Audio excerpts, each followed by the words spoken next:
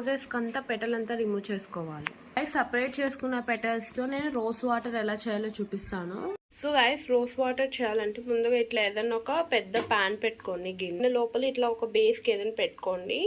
ఒక బౌల్ పెట్టుకొని దీని చుట్టూరా రోజ్ పెటల్స్ యాడ్ చేశాను. సో యాడ్ చేశాక ఇందులో మనం 1 గ్లాస్ వాటర్ యాడ్ చేసుకోవాలి.